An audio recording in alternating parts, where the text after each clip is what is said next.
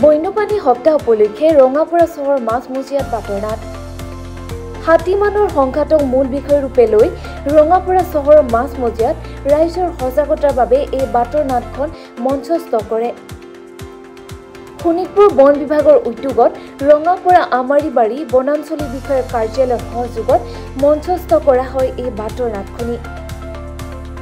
সাংবাদিক ভাস্কৰ ডেকাৰ ৰচনা আৰু পৰিচালনাৰে আমি একেলগে জীয়াই থাকো আহক নাটখন মঞ্চস্থ কৰে ৰঙাপাৰা চহৰৰ মাছমজিয়াত।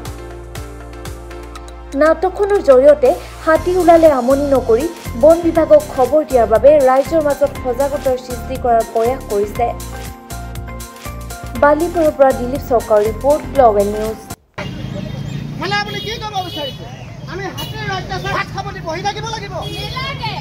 কেৱল হাতী অহা সঠিক সময়ত আপোনালোকে আমাক খবৰটো দি নিৰাপদ স্থানত থাকিব লাগে। আমাৰ কমিৰ গোটে কৌশলগতভাৱে হাতীৰ জাকটোক খেদি পঠিয়াব।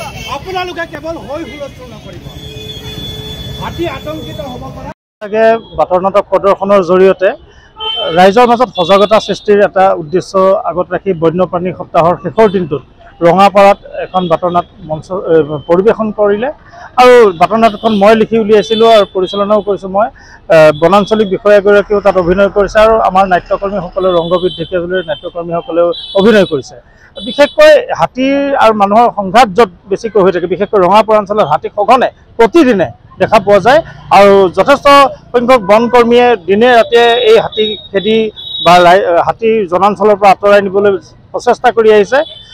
বিভিন্ন সময়ত মানুহ মৃত্যুমুখত পৰিছে হাতীৰ আক্ৰমণৰ ফলত। গতিকে সজাগতা বৃদ্ধিৰ উদ্দেশ্যে এই বাটৰনাটকখন বন্যপ্ৰাণী দিৱসৰ লগত সংগতি ৰাখি আজি পৰিৱেশন কৰা হ'ল ৰঙাপাৰাবাসী ৰাইজৰ সন্মুখত।